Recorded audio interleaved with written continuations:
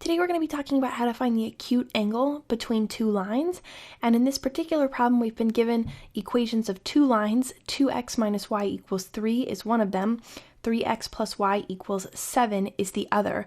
What we want to do is find the acute angle between these two lines. So before we go ahead and get started, let's just talk about visually what we're looking at here. If we convert this equation, 2x minus y equals 3, to slope-intercept form, what we can do is add y to both sides, subtract 3 from both sides, and we see that we get y equals 2x minus 3. If we do the same thing to this equation, if we subtract 3x from both sides, we'll get y equals negative 3x plus 7. If we graph these two lines on an xy coordinate plane in an xy coordinate system like this, we draw our axes, we'll say that this is x and this is y. Let's graph our first line, y equals 2x minus 3. Well, for that line, we're going to have a y-intercept here of negative 3. Let's call this point here 0, negative 3, the y-intercept of negative 3.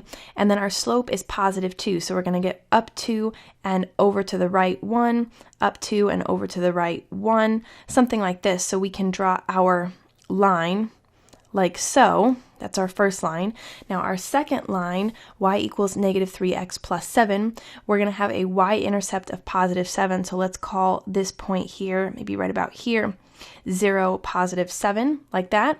And then our slope is negative 3. So that means we're going to go down 3 and then over to the right 1, about like this, down 3 and over 1, something like this. So if we draw a line like so, then this is our second line. And the only reason I'm drawing this is to show you that we're looking for the acute angle between the lines. Remember that an acute angle, you'll remember this from geometry or maybe trigonometry, that the acute angle is the angle which is less than 90 degrees. And even just drawing a rough picture, we can see that that angle is going to be this one right here or this one right here.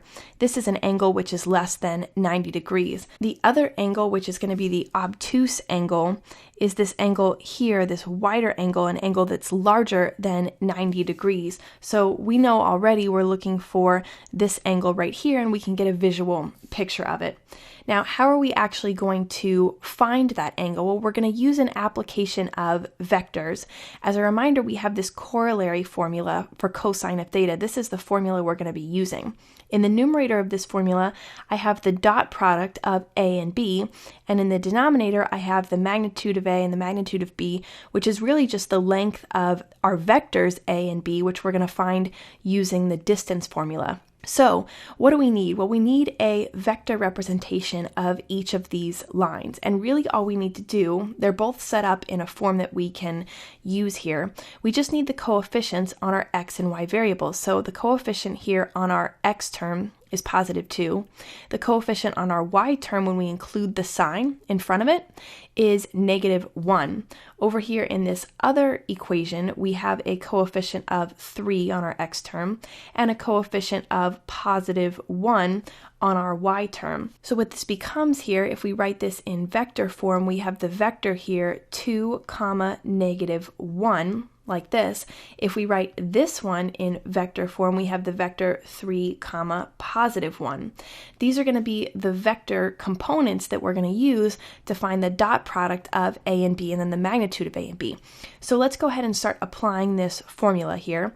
We're going to have cosine of theta is equal to the dot product of a and b. Remember that the dot product, all we're doing is multiplying the components of each vector and then taking the sum of the product of each component. So what that means is we're multiplying the x components together. The x components in these two vectors are 2 and 3, so we're multiplying 2 and 3 together. Then we add to that the product of our y components. So we're going to say plus, and then we multiply our y components together. Negative 1 times positive 1. That's going to be the dot product of a and b when we say this is the vector a and this is the vector b. There's our dot product.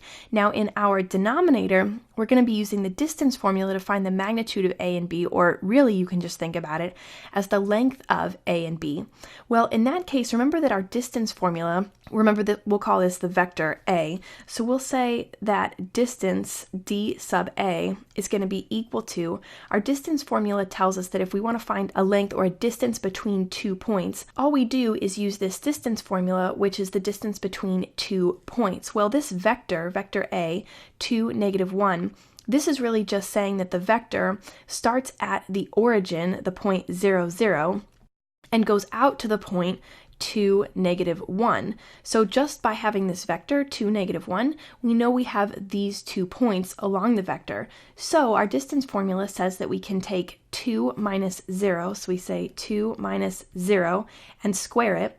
Then we add to that -1 minus 0, -1 minus 0, and square that, and we're just taking the square root. That'll give us the length of our vector A, because it gives us the distance between the initial point 0, 0 and the terminal point 2, -1. So here we get the square root of 2 squared, which is 4, and then we have -1 minus 0 is -1, squared is +1, so we get +1. So our length, or our distance, is square root of 5. That's the length of the vector A. We can do the same thing for B, and really all we're going to get here, notice that the initial point of a vector like this is always going to be 0, 0.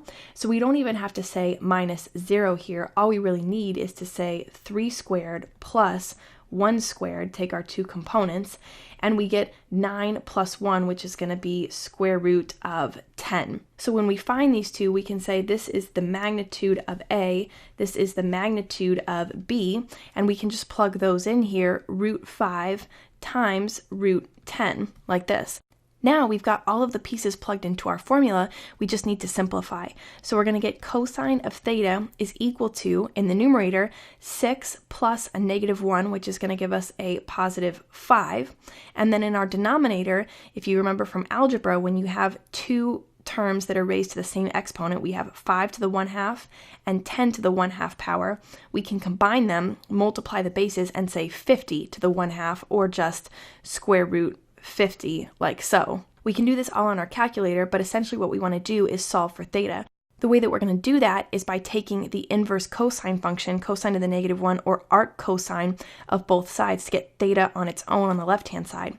So we'll get theta is going to be equal to arc cosine, or cosine to the -1, of 5 over root 50. And if we calculate this on our calculator, that'll give us the answer. Now, it's really important in a problem like this that you have your calculator in degree mode. Normally, your calculator should be in radian mode, but in this particular case, because you're looking for the angle and you want an answer in degrees, you want to have your calculator in degree mode.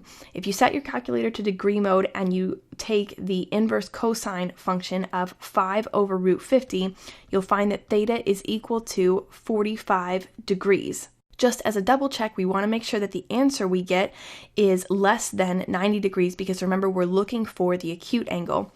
If you ever get an answer that's greater than 90 degrees, what you can do, let's say we were to get an answer of 100 degrees, you can take 180 degrees minus 100 and get an answer of 80 degrees. That's going to be the acute angle. If you find 100, it just means probably, unless you did something wrong, that you found the obtuse angle here, the larger angle. So to find the acute angle, you want to just take 180, subtract this value that you found, and you'll get the acute angle 80 degrees. But in this particular case, 45 is less than 90, so this is going to be our acute angle between these two lines.